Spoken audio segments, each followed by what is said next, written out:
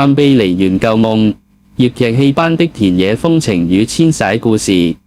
親愛的觀眾朋友們，大家好，歡迎再次踏入梨園舊夢的溫馨殿堂。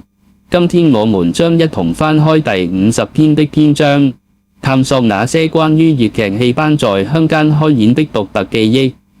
探秘梨園舊夢，粵劇戲班的田野風情與遷徙故事。第一段，粵班落鄉，田基路上的歌聲迴響，在南番順的廣闊田野上，夕陽如揮灑滿金黃色的稻穗，遠處山巒疊嶂，一片寧靜祥和。此時，一支粵劇戲班緩緩駛入這片寧靜的鄉村，紅船輕巧地停泊在村邊的涌邊，彷彿一艘穿越時空的古老方舟。老官們身着華麗的戲服，腳踏着由青石板鋪就的田基路，兩旁是綠油油的稻田和偶爾傳來的牛鈴聲。他們邊走邊聊，笑聲與田間的蟲鳴交織成一首悠揚的田園詩。每當夜幕降臨，戲棚內燈火通明，鑼鼓聲、歌唱聲穿透夜空，與遠處的紅船遙相呼應，為這寧靜的鄉村增添了幾分熱鬧與生機。第二段，戲班遷徙，儘管生活的苦與樂，隨着戲班的足跡遍佈南粵大地，他們嚟到了佛山這座歷史悠久的城市。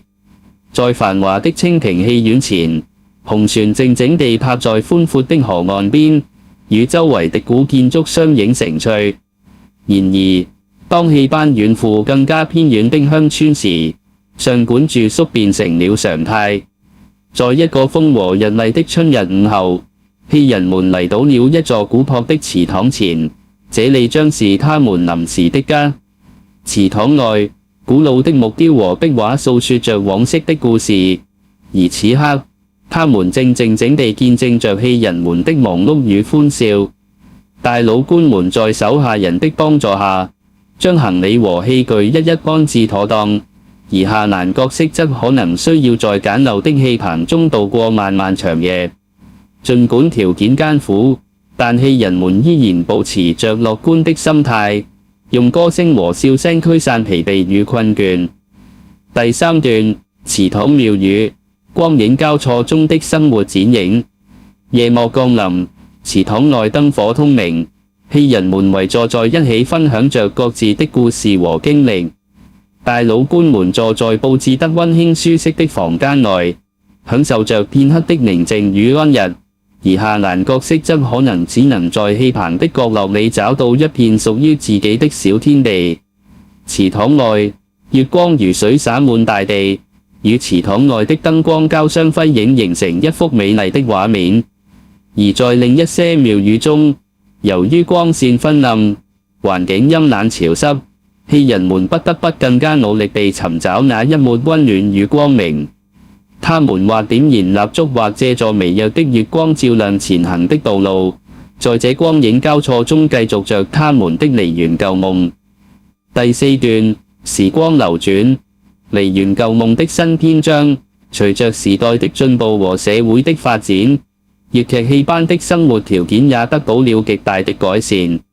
如今，他們已無需再承受上館之苦和田間勞作的艱辛，取而代之的是現代化的演出場館和舒適的住宿環境。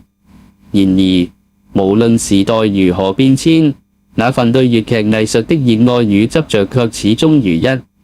在各大劇院和舞台上，粵劇戲班依然以其獨特的魅力吸引着無數觀眾的目光和心靈。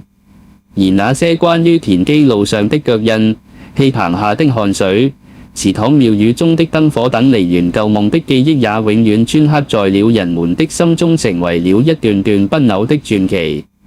親愛的朋友們，今天的梨園舊夢就分享到這裡。如果你喜歡這個節目，請記得留言、點讚、分享，並訂閱我們的頻道哦。我們下期節目再見，期待與你再次相遇在梨園的世界裡。